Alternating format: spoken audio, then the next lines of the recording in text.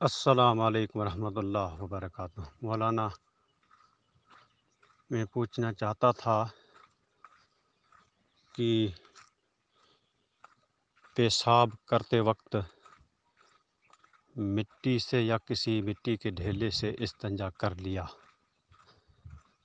اب نماز کا وقت ہوا تو پانی سے طہارت کرنا ضروری ہے یا استنجا سے ہی بھلے وضو کر دے وے؟ اس کے بارے میں وضاحت فرمائے۔ وعلیکم السلام ورحمۃ اللہ وبرکاتہ۔ تو صرف ڈھیلے پر اکتفا جائز ہے اور اس کے بعد وضو کر کے پڑھی یا پڑھائی گئی نماز درست ہے، البتہ ڈھیلے کے بعد پانی کا استعمال کر لینا افضل ہے۔ قرآن میں ایسے لوگوں کی مدح وارد ہے جو حصول طہارت کے لیے ڈھیلے اور پانی دونوں کو استعمال کرتے تھے۔